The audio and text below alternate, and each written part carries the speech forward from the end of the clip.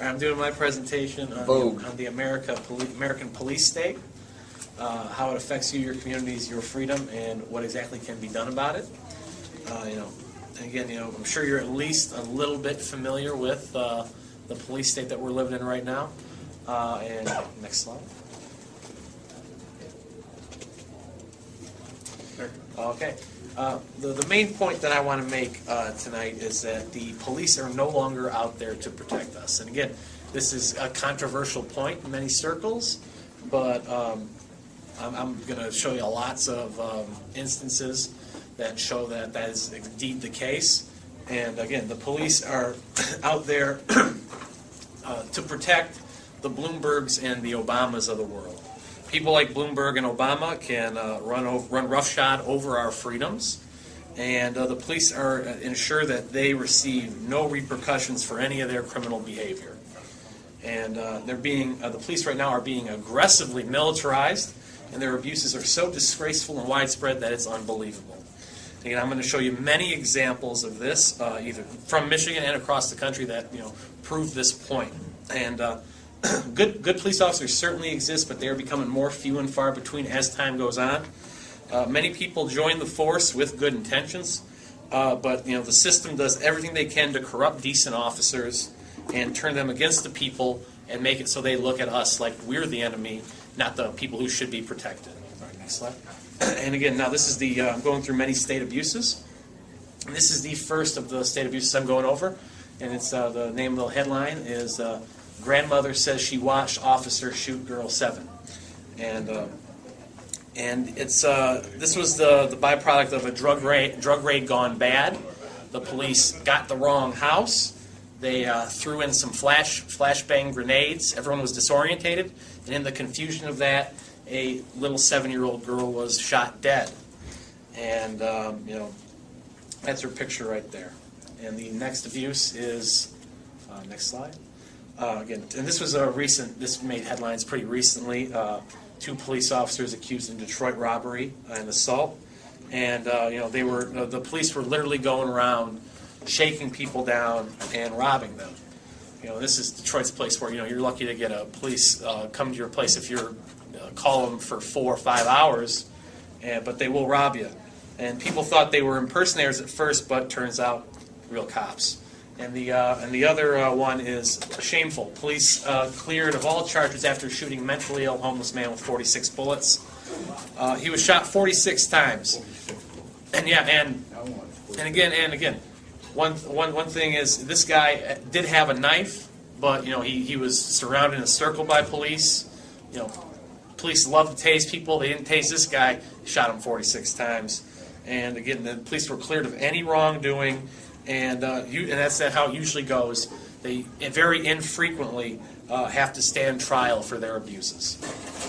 The next slide. And another one is Michigan teen dies from police tasering. 15-year-old kid was tased after he was already handcuffed, already subdued. They tased him anyway, and he ended up dying. And again, shocking people with a taser. It's often been called, non-lethal force, but it can often be lethal. And again, this one, one of the suburbanites police brutality lawsuit hinges on Detroit officer who broke code of silence. And this was a black gentleman who drove into his suburban home, was identified by police, and called a drug dealer and beaten senseless right in front of his ex-wife and his kids. And afterwards, the police charged him with false accusations to cover up what they had done. Thankfully, a Detroit officer who was there and witnessed it broke the usual code of silence that stops police officers from identifying their fellow police brethren as crooks. He broke his code of silence and got the truth to the light, and so luckily the charges were dropped, and now he's suing the state. Next slide. This next one is local autistic child struck, handcuffed by police. This happened when a boy was throwing a tantrum in class one day, an autistic boy. The cops were brought in, and they dragged the child kicking and screaming from class. They handcuffed him, threw him into a cop car, and then beat him repeatedly with a baton. And again, you know, they sent their kid to school hoping that he's going to be socialized, hoping that, you know, he's going to develop as a human being, go into class with all the other kids. Instead, he's terrorized. So, and the other one is Michigan cop shot unarmed 20-year-old marijuana activist. This happened during a drug raid near Grand Valley State University. A young unarmed man was shot in the chest. Again, you know, he did have marijuana on him, but what's worse for him, you know, smoking a doobie or getting shot in the chest? It's pretty obvious. And again, it's not a coincidence that many of these instances involve young people, minorities, and the handicapped. The police deliberately target them, and as you will see as I go on in these examples. Next one. Now, these are abuses across the country, not just in Michigan. It's happening all across the country. And this one goes down. This chaos erupts after Anaheim police opened fire on unarmed crowd, including women and children. Again, this happened when an unarmed man was shot in the back by police, ended up dying. And then protesters in outrage gathered and protested the police. And what happened then was an even worse injustice. The cops sicked the police dogs and shot rubber bullets at the protesters, which included pregnant women and small children. And it's all caught on videotape. You can get it online. You know, a disgraceful instance. And again, this is another instance of the police targeting the most vulnerable people in our society. Next slide. And here's another one. Cop who shot Pace student, Pace is a university, I believe in Ohio, given Officer of the Year award. So this ridiculous. This university student was shot by a cop, and then the cop was not brought up on charges, of course. And then the next year, the cop was given Officer of the Year award, and the parents of the child believe that it's a deliberate slap in their faces because it's a part of a pattern of cruel, callous, insensitive behavior that they received from the police after they killed their son. So, disgraceful. Next slide. And more abuses. These are particularly bizarre ones. This one is cops go undercover at high school to bust special needs kid for pot. Why are police so desperate to throw kids in jail? Again, this case was the cop went undercover at a high school to entrap the child try to entrap children on drug charges so they could throw them in jail. But the cop in this case befriended a special needs kid. He tried to get the kid to buy drugs. The kid didn't want any drugs, so then he got the kid to middleman him some drugs because, you know, it was the only friend he had at school. He thought, I'll do this for my friend. And then when the kid did this, he was arrested. Yeah, justice at work. And the other one is pretty similar scenario, and this happens all the time. Cop undercover, this time a female cop, at a high school, befriends a young kid and makes the kid fall in love with her in this case, and then he didn't want drugs again, not someone who was a drug user, or in any case not someone who broke the law, but had the kid get drugs for her because he didn't want any. And then when that happened, he was locked up. He was an honor student. Now he's a criminal. And thanks to our police friends. All right, next one. And again, okay, this is the worst one, I think, of all of them that I'm presenting to you. Fullerton police brutally beat homeless man to death. And this is online. You can watch this one. Every grisly detail of this one, you can get it online. And I don't suggest I watched it. I suggest you don't watch it. But this man was a mentally ill, schizophrenic, homeless man who was brutally beaten, tortured, tased for just on and on and on. And he was caught on camera. They kept saying, stop resisting, stop resisting. He wasn't resisting. He wasn't resisting. And he kept saying he didn't resist. He was crying for his mommy by the end of it. And you look at his face. They got pictures of his face afterwards. He didn't look human. He was brutally beaten so bad by the cops. And yeah, it was one of the worst things I've ever seen watching this video. I don't suggest you do it. The next slide. And the left story is 5 disturbing revelations about the NYPD stop and frisk trial about aggressive racist policing. And part of these revelations is that 90% of the people stopped in these cases are black or Latino. So this is a very racist policy that the NYPD has under, it started under Giuliani, and Bloomberg has ramped it up big time. And Bloomberg recently said that we need to profile more blacks and more Latinos. So this is an outright power-mad racist tyrant we're dealing with in Bloomberg. And again, you see this white woman sues NYPD over invasive stop and frisk in Williamsburg. Again, this woman was targeted by two plainclothes officers in New York, and she was harassed, and then she had her clothes ripped off by these men. She thought she was going to be raped or murdered by them, but they were cops, and they were completely justified to do what they did to her under the NYPD stop and frisk trial that Bloomberg wants to expand on blacks and Latinos. All right, next slide.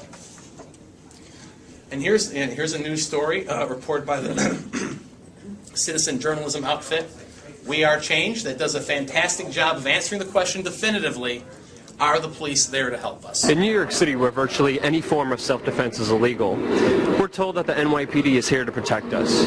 Is that really the truth? Is the NYPD required by law to protect the citizens of New York? Yes. That's what they're there for. Yes. Yes, they do. They have to serve and protect. My name is Joseph Lozito. On February 12, 2011, my life was changed forever. It happened on the subway. And I come right to this seat where I'm sitting right now. I sit down. It's a first seat in the first car. On the other side of this wall is the engineer of the train.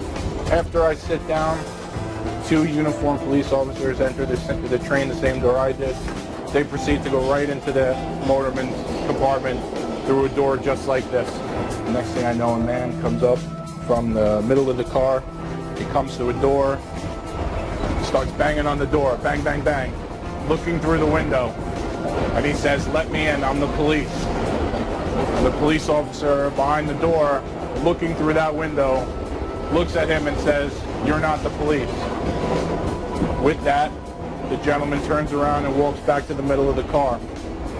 As soon as that gentleman left this area, another person that was standing right here next to me comes up here, frantically starts tapping on the window, alternately tapping and looking over his shoulder at the first man, trying to get the police attention, trying to get them to come out. And he's tapping on the window and he's waving, and he's tapping on the window and he's waving. Still no action. They don't come out. The first gentleman that tried to get in, the one who impersonated a police officer, stops 2 feet from me, maybe 3 feet from the store, looks at me, looks down at me, I look up at him, he takes out an 8-inch cooking knife, looks me dead in the eye and says, "You're gonna die, you're gonna die." And with that, he takes the knife and plunges it into my face. So he recoils his arm back for another plunge, and when he brings it back, I shot for his legs. And while I took him down, I was able to take him down. It gave him free rein for the back of my head. And while I was taking him down, he proceeded to stab me and slice me in the back of the head 3 separate times. Finally, the third time he slices up, I'm able to catch his hand, I slam it down, he drops the knife.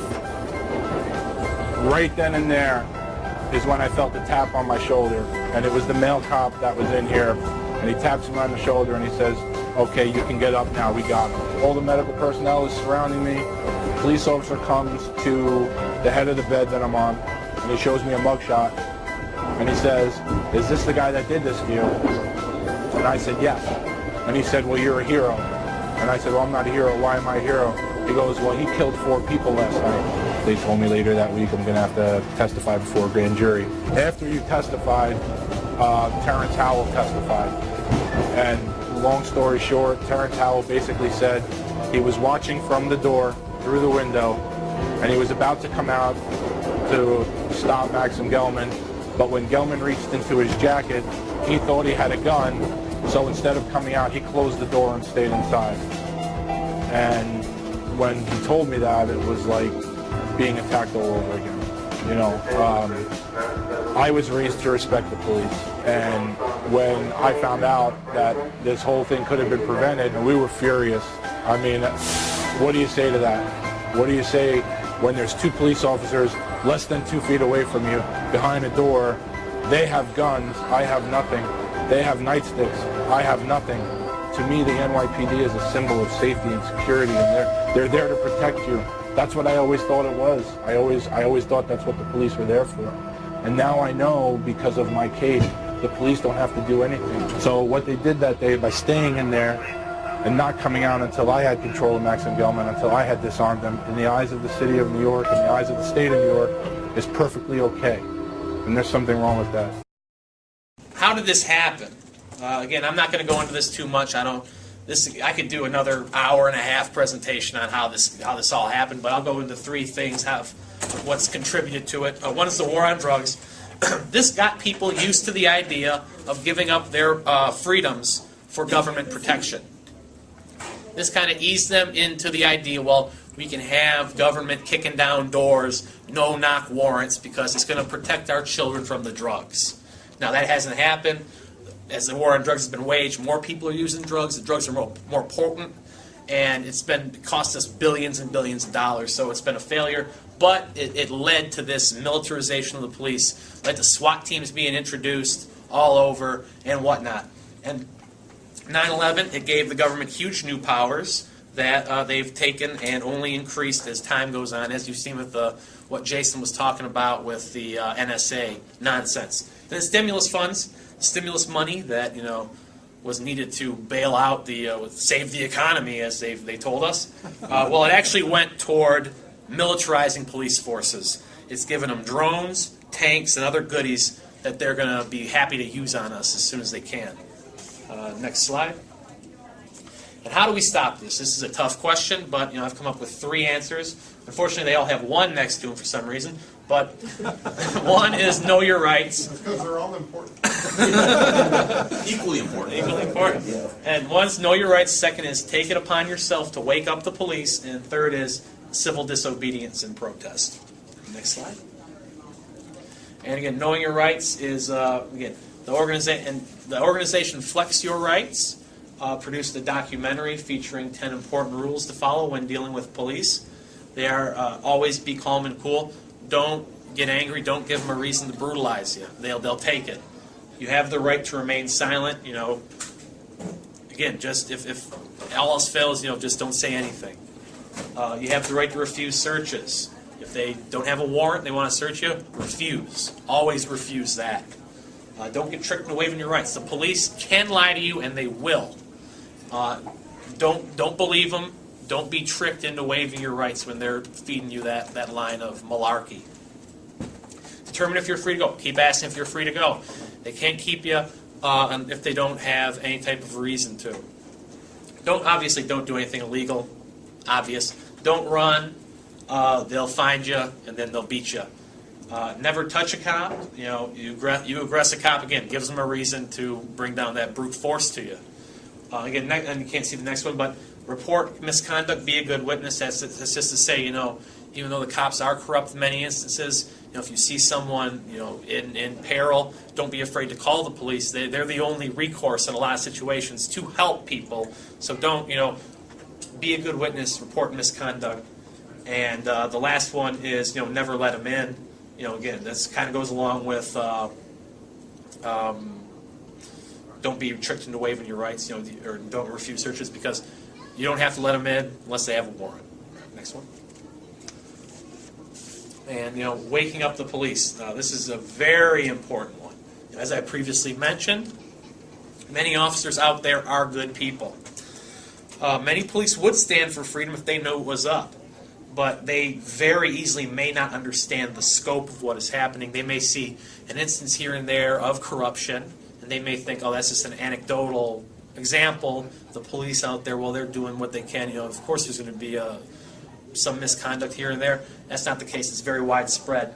But, and nowadays, everyone dislikes the federal government, pretty much. Your local law enforcement may not like them very much either. And they may, and when they're properly informed, they may not be happy that they're getting federalized and they're losing their power to the feds because of all this stimulus money and whatnot that's coming in. People need to show up and talk to them and give them pamphlets and inform them and wake them up as to what's going on in the country. And the group Oath Keepers specializes in getting the word out to veterans and law enforcement personnel. Oath Keepers, go to their website. I'll have it later.